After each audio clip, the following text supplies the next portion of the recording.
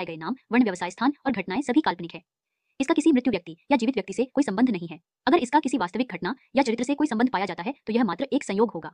इस वीडियो में कुछ डरावने तत्व दिखाए गए हैं और उसे परिपक्व को दर्शकों के लिए उपयुक्त है। Hotel soulful, haunted hotel in Rajasthan. 3 दोस्त पीयूष, विकास और अमित राजस्थान के एक छोटे से गांव छीत्री आए थे। वो लोग अपने बिजनेस के लिए उस गांव में फैक्ट्री डालना चाहते थे, क्योंकि उस गांव में जमीन और मजदूर दोनों ही काफी सस्ते थे। उस गांव में अमित ने होटल सोलफुल में रुकने का बंदोबस्त किया था। होटल सोलफुल एक छोटा सा होटल था।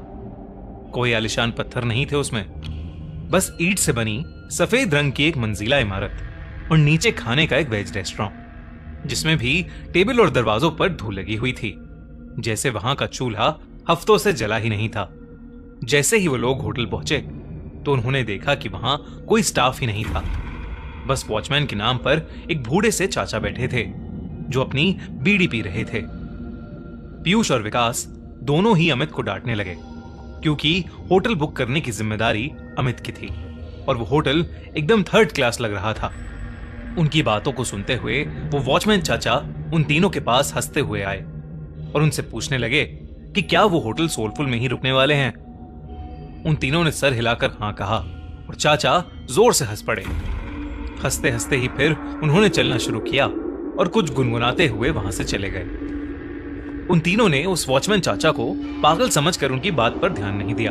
तभी रिसेप्शन पर एक आदमी आया, छोटे कद का, घनी मूंछों वाला। उसने उन्हें रूम की चाबी दे दी। वो लोग ऊपर अपने कमरे में गए, अपना सारा सामान रखा और कुछ देर आराम करने लगे। पीयूष को अचानक प्यास लगने लगी और रूम में पानी नहीं था। पीयूष पानी लेने के लिए जैसे ही रूम के बाहर निकला, उसे पायल की एक झंकार सुनाई दी। ऐसी आवाज जैसे कोई पायल पहने भाग रहा हो।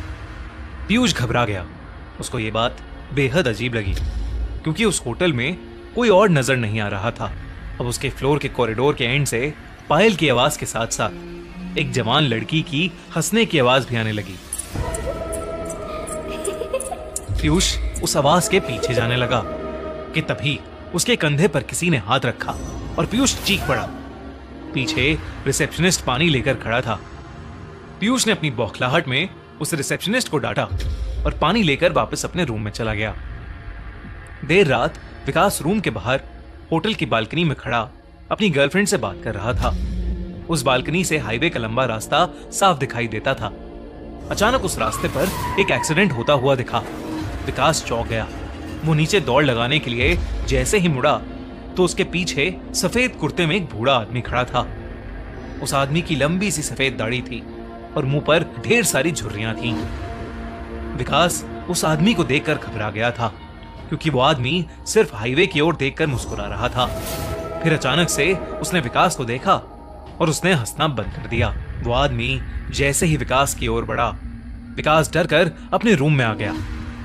रूम में आकर जब उसने अपने रूम की खिड़की से उस हाईवे पर देखा तो वहां कोई एक्सीडेंट नहीं हुआ था। अगले दिन तीनों फैक्ट्री की साइड देखने के लिए निकले, लेकिन गाड़ी शुरू होकर थोड़ा आगे ही बढ़ी थी कि अचानक बंद पड़ गई। के लिए कोई बस या सवारी भी नहीं थी। तो उन तीनों ने रिसेप्शनिस्ट के कहने पर शहर से एक मैकेनिक को बुलाया। 3 घंटे बाद जब मैकेनिक आया तो उसने थोड़ी देर तक गाड़ी को देखने के बाद कहा कि गाड़ी को वर्कशॉप ले जाना होगा। वो तीनों मैकेनिक के साथ ही टो करने वाली गाड़ी में चले गए और साइड पर उतर गए। साइड देखते देखते शाम हो गई थी। उनको मैकेनिक का कॉल आया कि उनकी गाड़ी पूरी तरह से बिगड़ चुकी है और वो कब तक बनेगी कहां नहीं जा सकता। अब उन्होंने वापस जाने के लिए एक ट्रक वाले से बात की और उस ट्रक वाले को होटल पर खाना खिलाने का लालच दिया। लेकिन जब उन्होंने उस ट्रक वाले के सामने होटल सोलफुल का नाम लिया, तब वो ट्रक वाला बेहद घबरा गया। उस ट्रक वाले ने उन्हें बताया कि होटल सोलफुल में भूतों का बसेरा है। उसने कहा कि होटल सोलफुल एक कब्रिस्तान पर बनाया गया था। एक नहीं बल्कि 100 से भी ज्यादा भूत वहां रहते हैं और इसलिए वहां कोई भी नहीं जाता। पीयूष और विकास के साथ हुए हादसों ने उन्हें सोचने पर मजबूर तो किया, पर अमित भूत प्रेत और सुपर नेचुरल चीजों में नहीं मानता था। उसने ये बात रफा दफा कर दी और ट्रक ड्राइवर से कहा कि वो उन्हें होटल से थोड़ा दूर ही उतार दे। बहुत मनाने के बाद वो ट्रक वाला मान गया और वो तीनों जैसे तैसे होटल पहुंचे। देर रात हो चुकी थी और तीनों कमरे में आराम कर रहे थे। अमित भी लेटे लेटे अपने फोन से खींची फोटोज देख रहा था, लेकिन अचानक वो उठकर बैठ गया। ऐसा लग रहा था जैसे उसके होश ही उड़ गए हों। उसकी तस्वीरों में उनके ही कमरे में कई सारे बच्चे दिखाई दे रहे थे। वो बच्चे शायद जो उस होटल में बसे भूत थे। अमित के हाथ पांव ठंडे पड़ गए।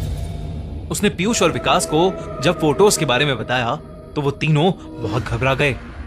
वो उस होटल के रिसेप्शनिस्ट को ढूंढते हुए नीचे आए, लेकिन रिसेप्शनिस्ट का नामो निशान ही नहीं था। वहां उन्हें वो बूढ़े चाचा बैठे हुए मिले। उन्होंने ये सब उन बूढ़े चाचा को बताया तो उस बूढ़े चाचा ने हंसते हुए कहा कि जब वो होटल के अंदर आए थे तो 4 आत्माएं तो उनकी गाड़ी के ऊपर ही बैठी हुई थीं। उन्होंने बताया कि होटल सोलफुल में पिछले 18 सालों से भूतों का साया था। जब से यह होटल बना था तब से यहाँ के भूत होटल में आने वाले लोगों को जिंदा वापस नहीं जाने देते। किसी के एक्सीडेंट्स करवा देते हैं तो किसी को आत्महत्या करने पर मजबूर कर देते हैं।